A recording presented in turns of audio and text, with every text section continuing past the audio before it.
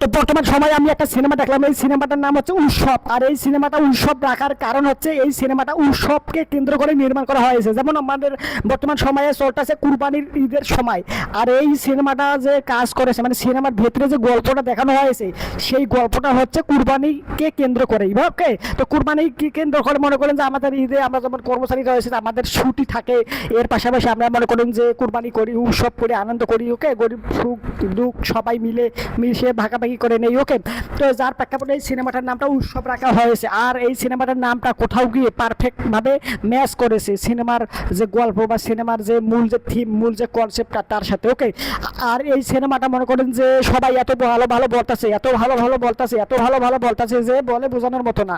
যার প্রেক্ষাপটে আমি এই সিনেমাটা দেখলাম, সত্যিকার থেকে সিনেমাটা ভালো হয়েছে। তো বিষয়বস্তুগুলো নিয়ে কথা বলবো। ওকে, তো এই সিনেমাটা মনে করেন যে যদি বলতে যাই, মনে করেন যে প্রি প্রোডাকশন বা হচ্ছে এর পাশাপাশি যে সব মনে করেন যে সিনেমাটোগ্রাফি বা কালার গ্রেডিং সহ এখানে মনে করেন ভিএফএক্স বা সিজিআই এর কাজ নাই, তবে এডিটিং এর কাজ প্রচুর রয়েছে, প্রচুর এডিটিং এর কাজ রয়েছে। ওকে, আর তা প্রত্যেকটা কাজই এডিটরে পারফেক্টলি করেছে।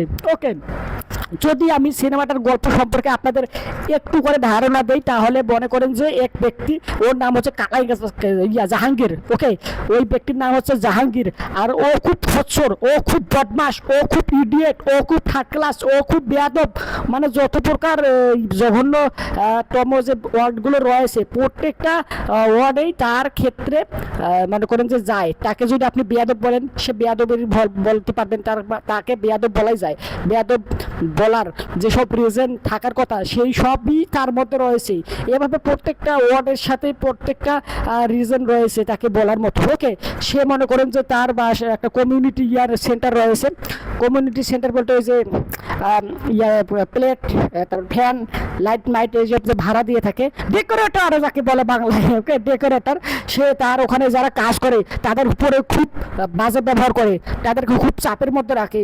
ঈদের মধ্যে ছুটি দিব 2-3 দিন কইরা, মনে করেন অন্য ফ্যাক্টরি বলেন বা অন্য কোম্পানি বা অন্য ক্ষেত্রে ছুটি বাড়ায় দিয়ে থাকে উৎসব উপলক্ষে। মানে সে খুব কিপটা বা হচ্ছে মনে করতে খ্রিস্টা। ওকে, তার মতো আর কি মানে জঘন্যতম ব্যক্তি এই পৃথিবীর বুকে নাই। ওকে, এরকম ভাবে তাকে তুলে ধরা হয়েছে।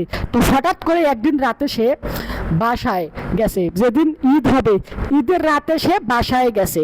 ওকে, ধরেন কালকে ঈদ হবে, আজকে দিনের বেলা সে কাম কাজ গুছায় রাত্রে হয়ে গেছে, রাত্রে 10টা 11টা 12টা 1টা 2টা বাজে, মানে এরকম একটা সময় এসে বাসায় যাবে ঘুমানোর জন্য। বাসায় গিয়ে ঘুমিয়েও পড়েছে। হঠাৎ করে একজন ব্যক্তি আয়া পড়ে, আয়া কয় যে এই জাহাঙ্গীর, আজকে রাতে 3জন তোর সাথে দেখা করতে হবে। দুপুর 2টা বাজে কি 3টা বাজের কথা বলেছিল, রাত 2টা বা 3টা বাজের কথা বলেছিল, 3টা বাজে। ওকে, আর ওই 3জন তোর জীবনকে বদলাইয়া দিবে। তো ওই কথা বলে ওই ব্যক্তি হাওয়া হয়ে যায়। তখন সে ভাবে যে কি ব্যাপার, কি এই লোকটা কি সত্যি এসেছিল নাকি আমি কোনো স্বপ্ন দেখলাম বা আমার কোনো এটার কোনো ইয়ার আর কি, নিজে বুঝে উঠতে পারে না। তো কিছুক্ষণ পর সত্যি সত্যি চঞ্চল চৌধুরী আয়া পড়ে। চঞ্চল চৌধুরী ছিল না এটা, কিন্তু চঞ্চল চৌধুরীর মতো দেখতে, কিন্তু চঞ্চল চৌধুরী না, সে হচ্ছে একটা ভূত।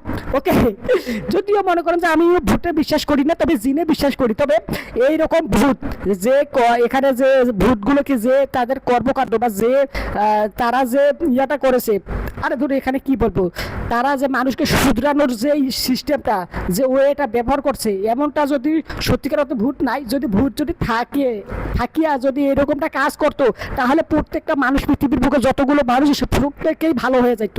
ওকে, প্রত্যেকেই মনে করেন যে সবার সাথে ভালো হবে। এখন যে মনে করেন যে সব মানুষ রয়েছে কৃষ্টা খারাপ, মানে জঘন্যতম ব্যক্তি অনেক অপরাধমূলক কাজ করে থাকে, সেই সব কর্মকাণ্ড হতো না।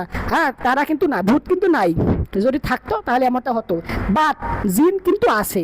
হ্যাঁ, জিন আছে, কিন্তু হালার পোলার আগরে আমি প্রকাশ্যে গালি দেই। কারণ কি দেখেন, বেশ কিছু আমি ব্যক্তিগণ দেখেছি নিজ চোখে যে ওরা জিনে ধরে, ওরা কি করে ফ্যানের মধ্যে ঝুলে, তারপর কি বিল্ডিং এর টারের মধ্যে উড়ে, মানে কি করে না করে বিশ্রী কর্মকাণ্ড করে থাকে।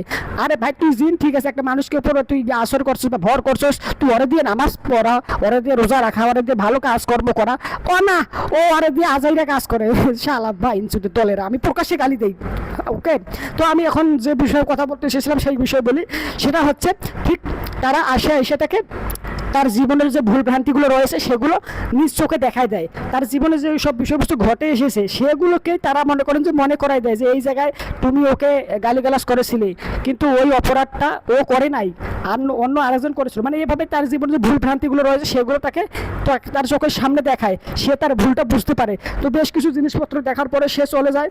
আর তারপরে আসে জয়া আহসান। জয়া আহসান এসে বাকি মনে করেন তার জীবনের যে বাকি যেসব বিষয়বস্তু রয়েছে সেগুলো এসে দেখায়। ওকে, তো এরপরে আরেকজন আসে, আরেকজন অপু করিম।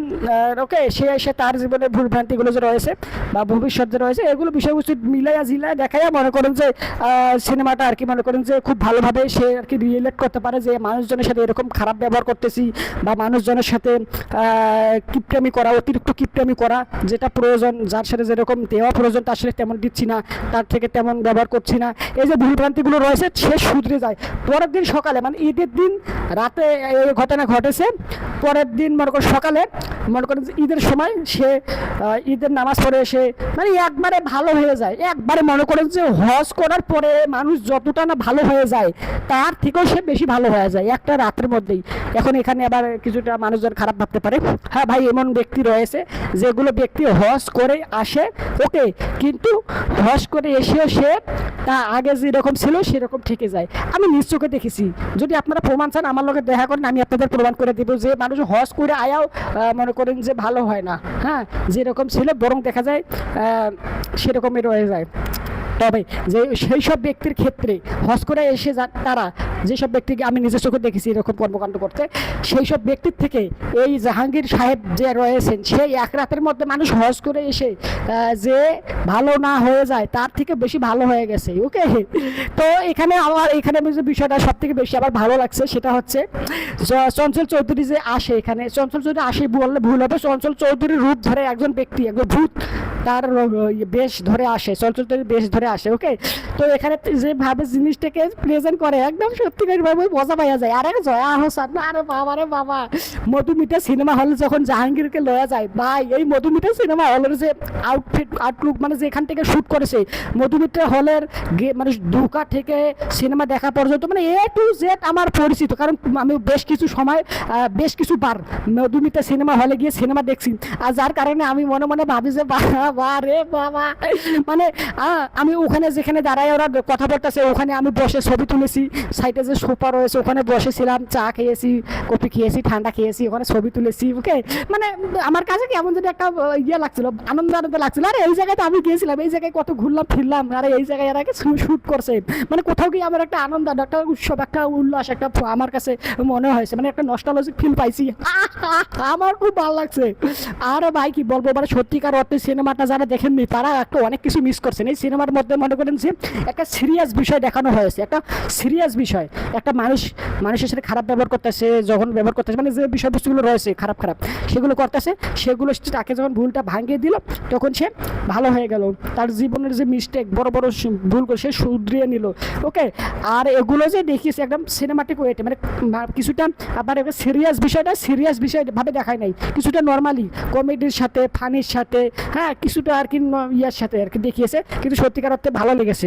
ওকে, তো আমার এই সিনেমাটা সত্যি খুব ভালো লাগছে। এই সিনেমাটা যদি আমাকে রেটিং করতে বলেন তাহলে আমি দিব আউট 5 আউট অফ 4.5। ওকে, মানে 5-এর মধ্যে 4.5 দিয়ে দিব। ওকে, এই সিনেমাটা সত্যিকার অর্থে ভালো হয়েছে যে বলে বোঝানোর মতো না। অবশ্যই আপনারা যারা দেখেন তারা অবশ্যই আমি রিকমেন্ড করি ভাই দেখেন সিনেমাটা, না দেখলে আপনি সিনেমার কিছুই দেখেন নাই এই জীবনে। ওকে, বাংলা সিনেমার ক্ষেত্রে এই সিনেমাটা বেস্ট সিনেমা। তো আপনারা অবশ্যই আপনারা যারা দেখছেন তারা কমেন্ট করে জানাবেন, আর যারা দেখেন তারা অবশ্যই দেখবেন, আর যারা ভিডিওটা লাইক দেন, চ্যানেলটা সাবস্ক্রাইব করা না থাকলে সাবস্ক্রাইব করুন। সম্পূর্ণ ভিডিও দেখার জন্য আপনাকে জানাচ্ছি অসংখ্য ধন্যবাদ। বাই। সব হালা খ্রিস্টিয়া জাহাঙ্গীর শালা।